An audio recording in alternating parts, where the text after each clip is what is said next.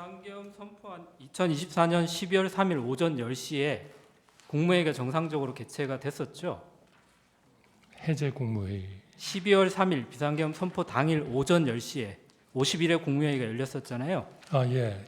세종시에서 열렸어요. 예. 증인께서 주재를 하셨잖아요. 예. 그날 국무회의에서 뭔가 이대로면 나라가 국정이 마비된다 이런 얘기가 혹시 국무위원들 사이에 논의된 게 있었나요? 그때 그러한 차원의 얘기보다는 일반적으로 우리 그런 얘기가 네. 있었던 건 아니고 정상적으로 진행된 통상적인 그렇습니다. 국무회의였던 거죠. 네. 그때 증인께서 그 국무회에서 이런 말씀을 하셨더라고요. 내년도 예산안이 하루라도 빨리 여야 간 합의를 거쳐 처리될 수 있도록 국회 초당적 협력을 다시 한번 당부드린다. 이런 말 기억하시죠? 네, 그렇습니다. 국회의장도 바로 전날에 예산안을 12월 10일까지 여야 간에 합의해서 좀 처리할 수 있도록 해달라 이렇게 말씀하셨잖아요. 네. 근데 증인이 이제 오전 10시에 국무회의에서 12월 3일 날 오전 10시에서 국무회의에서 예산안에 대해 국회가 초당적 협력을 해달라 이렇게 얘기를 하고 피청구인이 그로부터 12시간 뒤에 대국민 담화문에서 예산 폭거는 한마디로 대한민국 국가재정을 농락하는 거다. 지금 우리 국회가 범죄자 집단의 소굴이 됐다 하면서 비상계엄을 선포하셨거든요. 이 12시간 사이에 우리나라에 뭔가 국정이 마비될 정도의 어떤 뭔가 급박한 비상사태 아니면 상황 변화가 있었던가요? 증인이 국정을 운영하는 책임자로서 제가 그 상황에 대해서는 아는 바가 없습니다. 특별한 상황 변화는 없었다는 증인이 생각하기에는 그렇게 이해를 하면 되겠죠. 제가 뭐라고 답변할 수 있는 그런 상황이 아니라고 알겠습니다. 생각합니다. 피청구인은 보면 그 비상계엄 선포 담화문에서 국회를 지칭해서 여러 가지 표현을 사용하시는데요. 범죄자 집단의 소굴, 자유민주주의 체제를 붕괴시키는 괴물, 종북 반국가 세력, 폐악질을 일삼은 망국의 원흉 이런 표현을 쓰셨는데 반면에 증인은 여야 간의 협치를 굉장히 강조하시는 것 같아요. 그런데 비상계엄 선포 이전에 피청구인이 증인한테 국회에 대해서 이렇게 좀 표현하신 적이 있으신가요? 그런 표현을 정확하게 네. 말씀하신 것은 제가 기억하지 못합니다. 네, 회의석상에 이렇게 개인적으로 만나실 때도 기억하신 적은 없으시잖아요. 그렇죠? 그런데 그러나 국정에 네. 대한 걱정, 네. 좌절 그런 것들은 걱정을 하셨던 거지 국회를 이렇게 표현하지는 않으셨다는 거잖아요. 그런데 이런 국회가 반국가 세력이라고 하는 담화문의 비상계엄 선포 담화문의 내용에 대해서 증인께서는 좀 동의를 하시나요?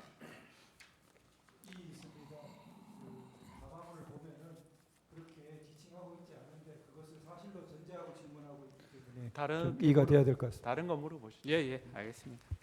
담화문을 한번 나중에 읽어보시면 될 것 같고요. 그 계엄 국무회의 관련해서 몇 가지 좀 여쭤보겠습니다.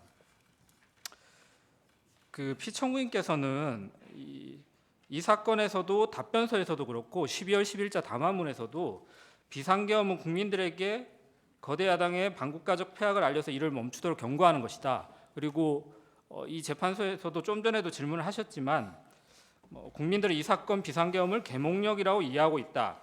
이렇게 말씀을 하시는데 증인은 대통령이 이 헌법 77조에 따라서 행사하는 비상계엄을 경고용이나 국민 계몽령으로 이렇게 사용할 수 있다고 이렇게 알고 계신가요? 제가 그러한 지금 물어주신 변호사님께서 네.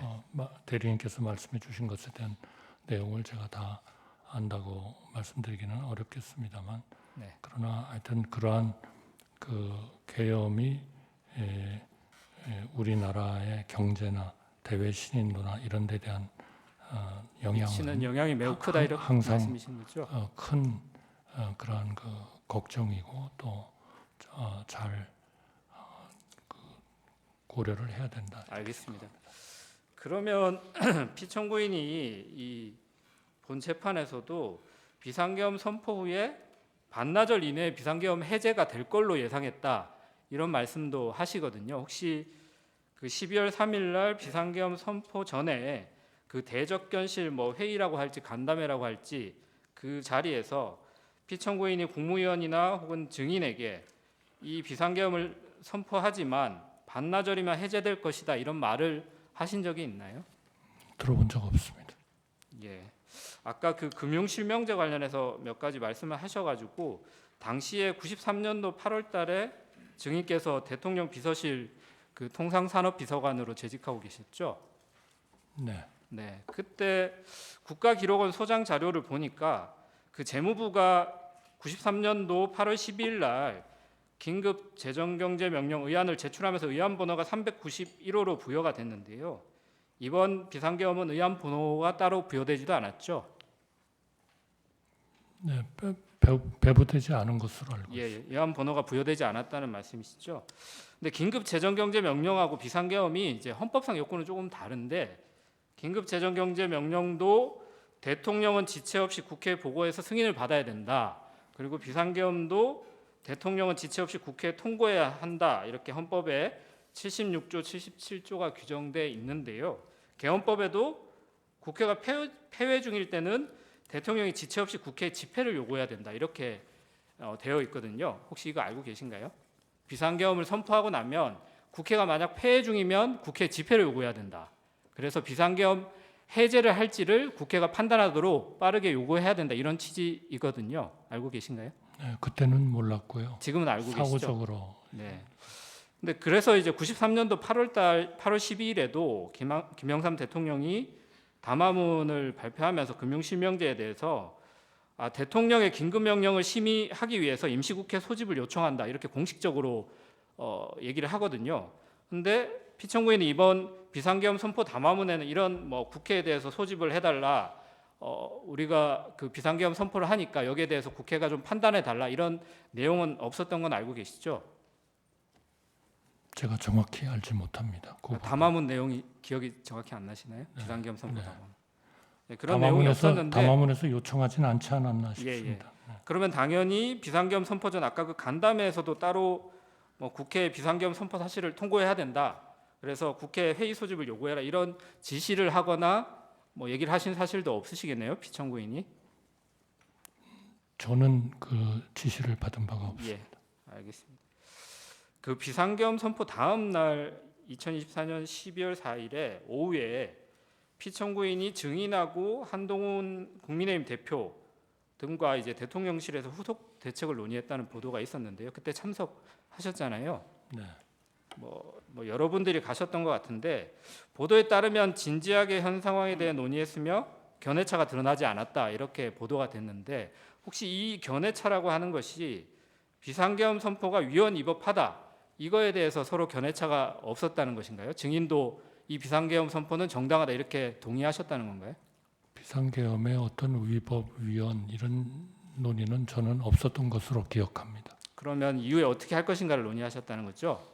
국정 안정 네. 뭐 이런 쪽이 중심. 알겠습니다. 그날 이제 한동훈 대표가 최근 출간한 책에서 12월 4일 날 그 피청구인과 또 증인과 만난 자리에서 피청구인이 한동훈 대표에게 국회 해산도 할 수 있었는데 국회 해산을 하지 않았다 이렇게 말씀을 하셨다고 해요. 근데 피청구인이 당시에 그 모임에서 내가 비상계엄 선포 후에 국회 해산을 할 수 있었는데 안 했다 이런 말씀 들은 기억이 있나요? 없습니다. 한동훈 대표가 같은 책에서 그런 얘기도 하는데요. 당시 한동훈 대표가 피청구인한테 왜 나를 체포하려고 했냐 이렇게 물어보니까 피청구인이 만약 정치인 체포를 하려 했으면 방첩사령부를 동원했을 텐데 이번 계엄에서 방첩사를 동원하지 않았다 이렇게 말했다고 이제 책에서 썼다고 하시는데요. 그런 발언도 혹시 들으신 적 있으신가요? 제가 기억을 못합니다. 알겠습니다. 그 증인이 2024년 12월 11일 국민께 드리는 말씀에서 증인께서는 비상계엄 선포에 일관되게 반대했지만 막지 못했다. 그래서 깊이 자책하고 있다라고 했는데 비상계엄 선포 후에도 피청구인이 탄핵되기 전까지는 뭐 많은 시간이 있었잖아요. 그 시간 동안 피청구인한테 비상계엄 선포가 좀 잘못됐다 이런 내용에 대해서 정식으로 좀 의견을 말씀드린 적이 있으신가요? 이미 해제가 됐기 때문에 네. 그러한 논의는 많이 하지 않았습니다. 아예 논의 자체를 안 하셨다는 건가요? 그때의 가장 중요한 거는 어떻게 하면 수습을 할 건가 재정, 이런 문제였다는 거죠. 경제 이런 알겠습니다. 쪽에 그러면 수습을 할 거냐. 증인이 어제 열린 증인에 대한 그 탄핵 심판 변론기일에서도 비상계엄 선포 당시 피청구인을 설득하지 못해서 국민들한테 송구하다 이런 말씀도 하셨는데요. 증인이 생각하기에 당시에 피청구인을 좀 설득하지 못한 이유가 어떤 거라고 생각하시나요? 그래서 대통령에 대한 그런 그 소위 나라를 구해야겠다는 그 의지 이런 것들이 결국 강했기 때문에 설득하지 못했다. 우리가 설득을 못한 거 아닌가 그렇게 생각합니다. 근데 이제 피청구인은 증인께서는 이제 비상계엄이 뭐 절차적 실체적 흠결이 있다 이런 정도의 표현을 하시면서 당시에 반대했다고 하시는데 피청구인은 그 이후에도 그렇고 이 법정에서도 그렇고 여전히 이제 야당의 폐악질로 국정이 마비가 돼서 비상계엄 선포한 행위가 정당하다 이렇게 주장을 하고 계시는데 증인이 이런 피청구인의 입장에 대해서 향후에 이렇게 다시 동일한 방법으로 설득이 가능하실까요? 그 문제에 대해서는 제가 뭐좀 답변 드리는 게 적절하지 않을 것 같습니다. 네, 알겠습니다. 제가 예산 관련해서 아까 증인이 말씀하신 부분이 있어서 지난번 그 경제수석 나오셨을 때도 동일한 말씀하셔서 제가 좀 놀랐는데요. 그 아까 원전 생태계 예산이 야당이 삭감을 했다. 이거 누구한테 보고를 받으신 걸까요? 제가 지금 두 가지를 네. 말씀을 드린 겁니다. 그러니까 그 차세대 네. 원전 개발 관련 예산 알겠습니다. 그리고 그러면 제가 원전 생태계 지원 예산 지난번에 그 산자부 장관이 국회 산자위에 2024년 12월 19일 출석해서 한 내용에 대해서 그 경제수석에도 말씀을 드렸는데 당시에 산자부 장관이 국회에 나와서 야당이 원전 생태계 지원 예산을 삭감하고 체코 원전 수출 지원 예산은 무려 90%를 깎아버렸다 이렇게 담화문에 12 담화문에 기재되어 있는데 산자부 장관이 이에 대해서 산업부의 원전 관련된 예산은 4,887억 그대로 있다. 대통령의 담화문 내용은 잘못된 것이다. 라고 이렇게 발언한 내용은 알고 계신가요? 뭐 제가 알고 있지 못합니다. 네, 이 부분은 좀 확인을 해주셔야 될 것 그러나 같고요. 요 부분은 네. 아니 그러니까 원전 확인을- 생태계 관련 예산이 제가 네. 그래서 아마 프로젝트가 여러 개가 있었을 텐데요. 그러니까 산자부 장관이 차세대- 한 발언에 대해서는 한번 차후에 한번 확인을 네, 해보시면 좋을 것 그렇게 같고요. 하겠습니다. 그 피청구인의 그 12월 3일 담화문하고 12월 10일 담화문은 혹시 누가 쓴 건지는 알고 계신가요? 그거는 모르겠습니다. 통상 이 메시지 비서관이 이 담화문을 쓰나요? 그거는 제가 알지 못합니다. 아니 왜냐하면 이 지금 담화문에 있는 여러 가지 예산 삭감과 관련된 내용이나 간첩법 개정에 관련된 내용이나 국가보안법 이번 22대 국회에서는 국가보안법 관련된 개정 법률안은 하나도 나온 것이 없거든요. 근데 폐지까지 시도하고 있다. 이런 잘못된 팩트에 기반한 담화문들이 대통령의 담화에서 계속 반복되는데 이 부분에 대해서 증인께서도 대통령 권한대행을 얼마 동안 하셨잖아요. 그러니까 대통령에 대한 보고 논의 체계에 대해서 한번 점검하신 적이 없는지를 여쭤보는 거예요. 네, 저는 뭐 드릴 말씀이 없습니다. 알겠습니다. 그러면 증인께서 노무현 정부 시절에도 국무총리를 하셨고 뭐 경제부 총리도 하셨는데 그때는 야당이 지금과 달리 굉장히 협력적이었던 건가요? 정치적 상황은 엄청 달랐다. 저는 그렇게 느낍니다. 근데 그때도 여소야대 상황이 있었고 마지막 증인이 국무총리를 하실 때도 거부권 2번 행사하셨잖아요.